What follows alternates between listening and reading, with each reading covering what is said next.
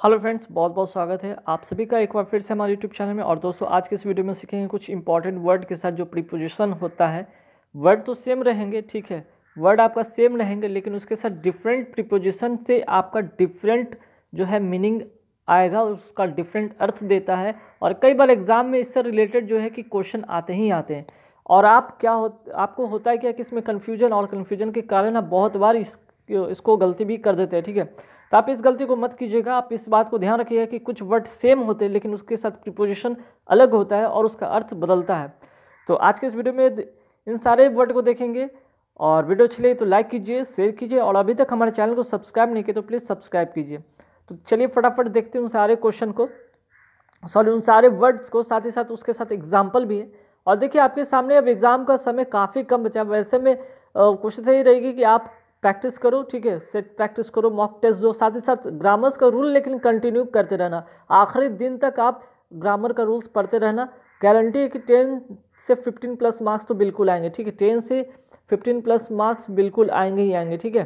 तो यहाँ पे चलिए फटाफट स्टार्ट करते हैं। देखिए कई बार आपको एक क्वेश्चन वर्ड दिखता होगा, जैसे मैरिड, मैरिड्स के साथ टू लगा, और कभी देखते होंगे कि मैरिड के साथ विथ लगता है। कन्फ्यूजन यहाँ पे तब होता है कि अब यार मैरिड टू या मैरिड विथ क्या लगाएं हम।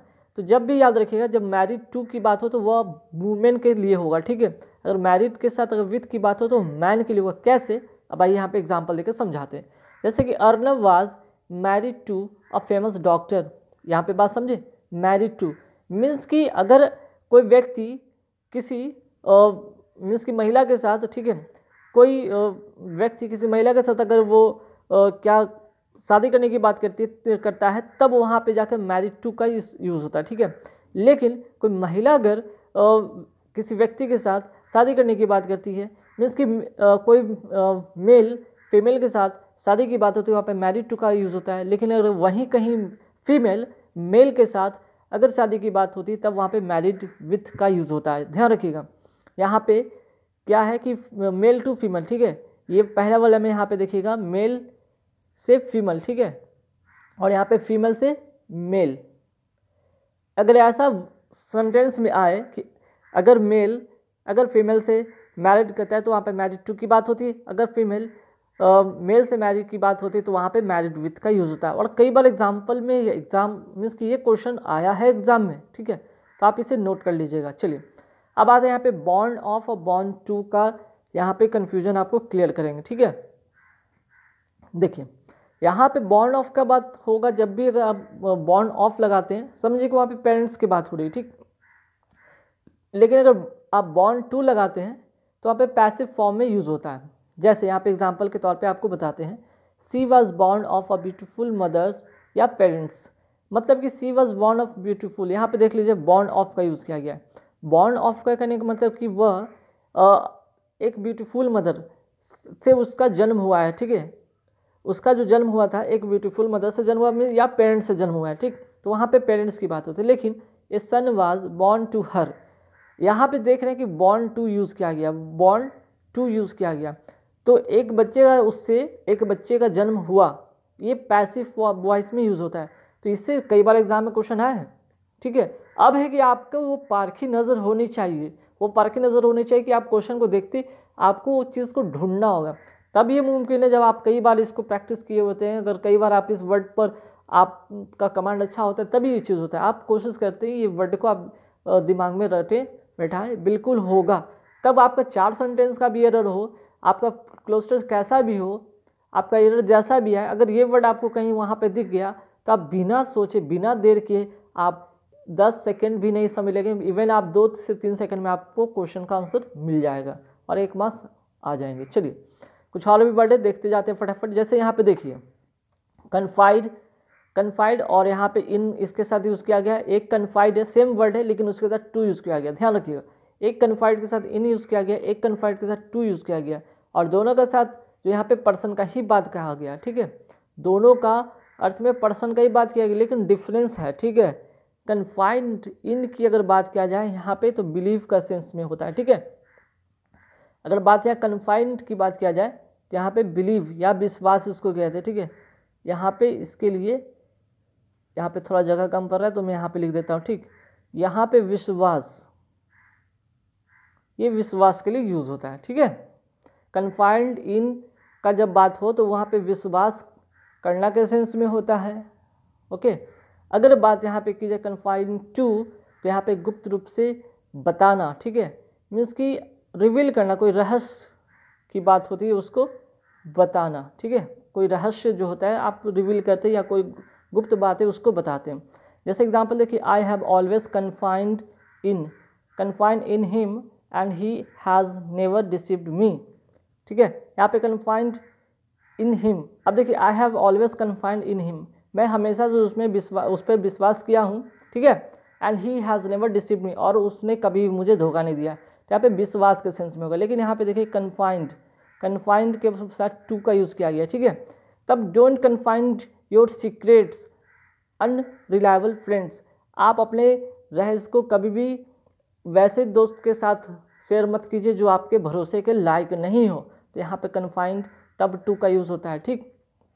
चलिए उसी तरह और भी वर्ड है, जैसे देखते हैं कंसिस्ट इन, तो यह कंसिस्ट दोनों जगह कंसिस्ट है, लेकिन एक के साथ इन लगाया गया, दूसरे के साथ ऑफ लगाया गया, दोनों का अर्थ भी सेम होगा। जैसे कंसिस्ट इन मतलब रिमेन, किसी चीज़ में रिमेन होना, जिसको कि हम लोग महसूस कर सकते हैं, फील कर सकते हैं, टच नहीं कर सकते हैं तो फील कर सकते हैं सिर्फ। लेकिन कंप्राइज की बात की जाए तो जहाँ पे हम देख सकते हैं, उसको छू सकते हैं, मीन्स कि वो चीज़, वैसे वहाँ पे आपको कंसिस्ट ऑफ का यूज होता है। जैसे एग्जांपल से आपको समझाने की कोशिश करते हैं। यहाँ पे देखिए, beauty consist in the character of a person. अब ब्यूटी जो है किसी पर्सन के कैरेक्टर में ही होता है ना, किसी व्यक्ति के जो कैरेक्टर में ही जो ब्यूटी होता है। Beauty consist in the character of a person, तो किसी व्यक्ति के कैरेक्टर में उसकी सुंदरता छिपी होती है। तो यहाँ पे इसलिए कंसिस्ट इन का यूज़ किया गया। लेकिन the house consist of 4 rooms, अब यहाँ पे समझिएगा कंसिस्ट ऑफ जिसको कि घिरा हुआ है, कोई वस्तु किसी चीज़ से घिरा हो जिसको हम देख सकते हैं, छू सकते हैं। तो यहाँ पे जो हाउस है, घर है, जिसके अंदर 4 कमरे हैं, यहाँ पे ऐसे सेंटेंस में कंसिस्ट ऑफ का यूज़ करते हैं। तो चलिए आगे और भी बढ़ते, बहुत सारे अच्छे अच्छे वर्ड भी यहाँ पे सवाल देखने को मिलेगा। जैसे डिस्पोज के साथ यहाँ पे ऑफ का यूज़ किया गया, डिस्पोज के साथ यहाँ टू का यूज़ किया गया, ठीक। डिस्पोज के साथ ऑफ का यूज़ किया गया, डिस्पोज के साथ आपको यहाँ पे टू का यूज़ किया गया। अब यहाँ पे डिस्पोज ऑफ का मतलब होता है सेल करना, बेचना। और इंक्लाइंड, डिस्पोज टू का मतलब होता है इंक्लाइंड करने का मतलब आपको इंटरेस्ट है किसी चीज़ में, आपका क्या है, इंटरेस्ट है, ठीक है। जब आपको इंटरेस्ट होती है तो वहाँ पे डिस्पोज टू का यूज़ करते हैं, जहाँ पे बेचने का बात है तो वहाँ पे सेल का यूज़ करते हैं। चलिए एग्जाम्पल के तौर पे यहाँ पे समझते हैं। I shall dispose of my old furniture and buy new one. I shall dispose of, देख लीजिए यहाँ पे डिस्पोज लगा, dispose of my old furniture and buy new one. मैं अपने सारे ओल्ड फर्नीचर को बेच दूंगा और एक नया खरीदूंगा, ठीक है। I shall dispose of my old furniture and buy new one, तो कहने का मतलब मैं सारे जो फर्नीचर को मैं बेच दूंगा पुराने फर्नीचर को और एक नया खरीदूंगा। तो सेल की यहाँ पे बात हुई। अच्छा, अब यहाँ पे डिस्पोज अगर टू लग जाए तो इंक्लाइन टू की बात होती है। जैसे यहाँ पे देखिए डिस्पोज टू लगा, तो he is dispose to travelling abroad, मतलब उसे क्या है, उसे रुचि है, शौक है, उसको उस चीज़ में इंटरेस्ट है। कहाँ भाई, ट्रैवलिंग अब्रॉड, विदेश में ट्रैवलिंग, विदेश का दौरा करना, विदेश में घूमना, उसका क्या है, उसकी रुचि है। तो यहाँ पर इंक्लाइन का मतलब हो जाता है, यहाँ पे लिख देता हूँ, कहाँ पे लिख दूँ, यहाँ पे लिख देता हूँ। इंक्लाइन का मतलब रुचि, इंटरेस्ट, ठीक। अब ये तो बड़ा खतरनाक वर्ड है, इंटर। भाई इंटर सब जगह है। एक जगह इंटर के साथ कोई प्रीपोजिशन नहीं आता है, ठीक है, जिसका प्लेस का यूज़ होता है। नो प्रीपोजिशन और प्लेस के लिए यूज़ होता है। एक इंटर के साथ इनटू का यूज़ होता है, एक इंटर के साथ ऑन या अपॉन का होता है। ये तो बहुत बड़ी कन्फ्यूजन होती है भाई। या इंटर से तो बहुत बार एग्जाम में आया क्वेश्चन, क्लोज हो, फिलर हो, आपका एरर हो, और कई बार आपको जो होता है कि ग्रामेटिकल एरर में काफ़ी मदद होता है इससे पकड़ने में, ठीक है। क्लोज टेस्ट तो काफ़ी बार ज़्यादा सहायक हो जाता है, इसलिए कि आपको क्लोज टेस्ट में वो 10 या 5 का सेट होता है, उसमें मीन्स कि बनाना काफ़ी मुश्किल हो जाता है। अगर उसमें से अगर कहीं से भी 3 से 4 क्वेश्चन भी इससे रिलेटेड आ गए ना, तो आपके 4 से 5 मार्क्स तो पक्के हो जाएंगे, क्योंकि कई बार क्लोज टेस्ट में 10 में से 5-6 ही सही होते, बाकी 4-5 तो हमेशा सभी के गलत हो जाते हैं। तो वैसे में आप 4-5 में 5 मार्क्स अगर गलत कर देते हो तो एक तो नेगेटिव में चला गया ना, तो 4 तो ऐसे चले गए, प्लस 1 मार्क्स 4 का 1 चला गया। तो अच्छा है कि आप कोशिश करो कि जितना भी बनाओ 100% श्योर और सही बनाओ, मार्क्स अच्छे आएंगे। देखो जैसे आप इंटर की यूज़ किया गया, इंटर के साथ कोई प्रीपोजिशन नहीं है, ठीक है, कोई प्रीपोजिशन नहीं है, तो ये प्लेस के लिए यूज़ होता है। जैसे कि he enter my room without my permission. अब यहाँ पे he enter into my room without permission, my permission, तो अगर ये हो जाता एरर, अगर इसके साथ इनटू लगा देते तो ये बन जाता एरर, ठीक है। और कई बार एरर इसी से रिलेटेड दिया जाता है, तो इसलिए इस बात का ध्यान रखिएगा। अच्छा, India and America have inter into, आप देखिए यहाँ पे इंटर इनटू लगाया गया वेरियस एग्रीमेंट, तो इंडिया और अमेरिका के साथ बहुत सारे समझौते हुए। तो इंटर इनटू की जब भी बात होगी तो वहाँ पे अलायंस एग्रीमेंट की बात होगा, समझौता की बात होगा, ठीक है। इंटर इनटू जब भी करेंगे तो वहाँ पे अलायंस एग्रीमेंट की बात करेंगे, समझौते की बात करेंगे। लेकिन अगर इंटर ऑन या अपॉन की बात करें तो अंडरटेक की बात होगा, ठीक है। वो क्या होगा, अंडरटेक की बात होगा, ठीक है। तो यहाँ पे ध्यान दीजिएगा, अगर हम इंटर इनटू का तो हो गया बात, ठीक है। अब आते हैं इंटर ऑन या अपॉन का, तो यहाँ पे अंडरटेक की बात होगी।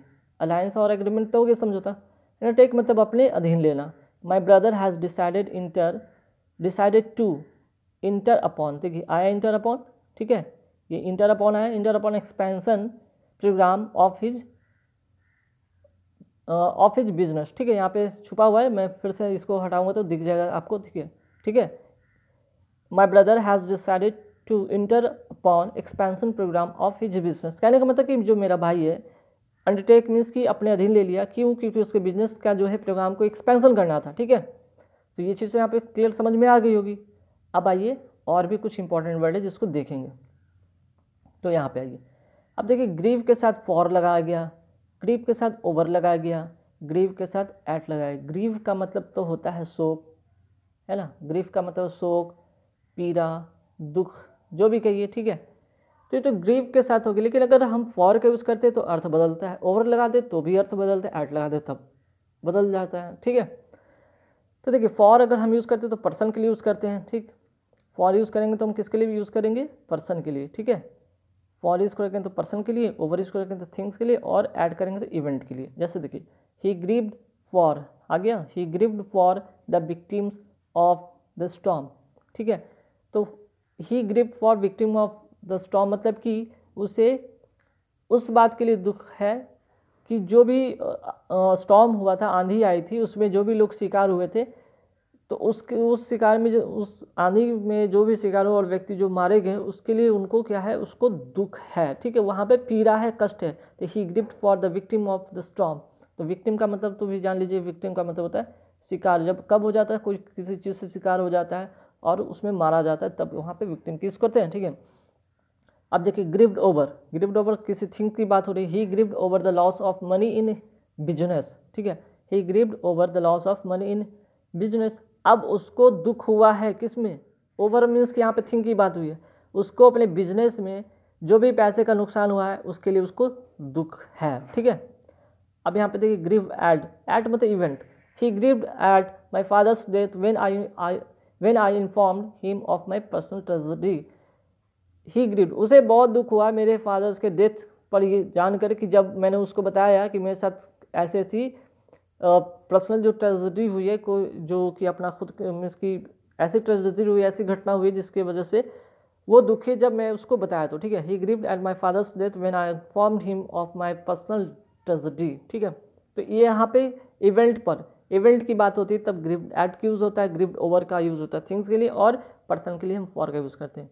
तो ये बात को नोट कर लीजिएगा, काफ़ी इंपॉर्टेंट है। स्क्रीनशॉट हो सके तो ले लीजिए, कहीं कॉपी पेन उठाकर आप नोट करना चाहें तो नोट कर लीजिए, काफ़ी बार एग्जाम में आते हैं इससे प्रश्न, ठीक है। और ये अगर ये इसमें नहीं आए तो यार बहुत सारे एग्जाम है 2019 में जिनको भी एग्ज़ाम देना है, अगर जिनको ठीक है 2018 में उनको सफलता नहीं मिली, सक्सेस नहीं मिला, तो 2019 आपने नोट कर रखा कि अगर आपने कर लिया इंग्लिश को बेहतर, तब से कोई भी एग्ज़ाम छूटेगा नहीं। मैं चैलेंज लेता हूँ, क्योंकि इंग्लिश ही सबसे बड़ा कारण बनता है आपको रिजल्ट क्लियर करने में। बाकी पॉइंट चलो ठीक है, कौन ऑन एन एवरेज लोग बना ही लेते हैं, जीके वीके अच्छे होते हैं, रीजनिंग सबकी अच्छी होती है, तो इंग्लिश सबसे बड़ा मुसीबत होता है, ठीक है। अब आइए, प्रिवेल के साथ हम कभी अगेंस्ट का यूज़ करते हैं और प्रिवेल के साथ कभी ऑन अपॉन का यूज़ करते हैं। तो प्रिवेल के साथ किसी वस्तु के लिए जब फेस की बात होती है, सामना की बात होती है, सामना करने की बात होती है, तो वहाँ पे प्रिवेल अगेंस्ट की बात होता है, ठीक है। ठीक। और कभी हम प्रिवेल ऑन या अपॉन की बात करते हैं तो किसी पर्सन के लिए उसको कंपेल करते हैं, मजबूर करते हैं या उसको राजी करते हैं, ठीक है। राजी करना या राजी करने के सेंस में होता है, उसको मनाने के सेंस में होता है। तो चलिए इस पर भी एग्जाम्पल देखते हैं। जैसे दे प्रिवेल्ड अगेंस्ट, अभी प्रिवेल अगेंस्ट की बात हुई है। प्रिवेल अगेंस्ट का मतलब सामना करना, तो they prevailed against all odds in life, मतलब कि वे उन्हें अपने मीन्स की लाइफ में जितने भी ऑड हुआ है, जितने भी बुरा चीज़ हुआ है उसका उन्होंने सामना किया है, ठीक है। अब नेक्स्ट जो था प्रिवेल्ड ऑन या अपॉन का बात यहाँ पे हो रहा है। प्रिवेल्ड ऑन या अपॉन का मतलब क्या होता है, मनाना या राजी करना। I have prevailed on him to come to attend the function, तो मैंने उसे मनाया है इसलिए कि भाई मेरे उस फंक्शन में आपको आना है, ठीक है। मैंने उसे मनाया है to come to attend the function, function में अटेंड करने के लिए मैंने उसे राजी कर लिया, मना लिया। तो यहाँ पे प्रिवेल ऑन का मतलब ये हो गया, ठीक है। अब यहाँ पे कुछ और भी वर्ड है, जैसे पॉइंट के साथ अगर आउट लगा दे तो क्या होता है, पॉइंट के साथ एट लगा दे तो क्या होता है, और पॉइंट के साथ टू लगाते तो क्या होता है। देखिए पॉइंट के साथ अगर आउट लगाते तो रिवील होता है, मीन्स कि कोई बात है उसको रिवील करना, मीन्स कि कोई ऐसा चीज़ था आप अपने रहस्य को किसी के सामने उजागर कर दिए। पॉइंट एट मीन्स कि किसी को दोष लगाना, किसी पे दोष मरना, ठीक। और पॉइंट टू का मतलब कि दिशा निर्देश देना, रेफर देना, रेफर करना, दिशा निर्देशित करना। तो आइए यहाँ पे देखते हैं, जैसे यहाँ पे पॉइंट आउट देख रहे हैं, ठीक है, पॉइंट एट देख रहे हैं और पॉइंट टू देख रहे हैं। अब इन तीनों का एग्जाम्पल से समझिए। आई pointed out his errors and he got annoyed with me, मैंने उसके जितने भी त्रुटियाँ थी उसको मैंने क्या किया, उसको रिवील किया, उसको उजागर किया। And he got annoyed with me, और और उसके वजह से वो मुझसे बहुत क्या हुआ, तंग हो गया, परेशान हो गया या दुखी हो गया या चिढ़ गया, जो भी कहिए, ठीक है। He got annoyed with me, और उससे इसके वजह से वो मुझसे चिढ़ गया, ठीक है। No one can point at his character because he quite honest, no one can point at his character, कोई भी उसके कैरेक्टर पे ब्लेम नहीं कर सकता है, पॉइंट आउट नहीं कर सकता, पॉइंट एट मतलब ब्लेम नहीं कर सकता है, क्योंकि ही इज़ क्वाइट ऑनेस्ट, क्योंकि वह बिल्कुल ऑनेस्ट है, क्योंकि बिल्कुल वह ईमानदार है। His speech point to a few problems relating to poverty, अब यहाँ पे मतलब कि पॉइंट टू का मतलब क्या बताया मैंने, रेफर करना, निर्देश देना या दिशा निर्देश देना, ठीक है, दिशा निर्देश देना। तो उसका जो स्पीच था point to a few problem, उसका न्यूज़ था कि कुछ प्रॉब्लम थे जो कि रिलेटेड टू पॉवर्टी, जो कि गरीबी से रिलेटेड कुछ प्रॉब्लम थे जिसपे उसके स्पीच में उसने दिशा निर्देश किया, पॉइंट टू किया, ठीक है। तब गाइस आई होप कि आपको इन सारे वर्ड का जो रिलेशन था प्रीपोजिशन से बिल्कुल आपको समझ में आया होगा। तो बिल्कुल इस वीडियो को जरूर शेयर तो जरूर कीजिए, ताकि जिनकी भी इंग्लिश कमजोर उनकी इंग्लिश अच्छी हो जाए। वीडियो अच्छी लगे तो लाइक कीजिए, शेयर कीजिए, साथ ही साथ हमको आप फॉलो भी कर सकते हैं। टेलीग्राम पे भी आप मुझे फॉलो कर सकते हैं, उसका लिंक मैं डिस्क्रिप्शन में दे दूंगा, जहाँ से आप टेलीग्राम पे भी अपना कोई भी फीडबैक, कोई भी चीज़ शेयर कर सकते हैं, चाहे वो एग्ज़ाम रिलेटेड हो या क्वेश्चन रिलेटेड हो, चाहे जो भी क्यूरी हो आप कर सकते हैं। गाइस फिर मिलेंगे अगले वीडियो में, तब तक के थैंक यू वेरी मच।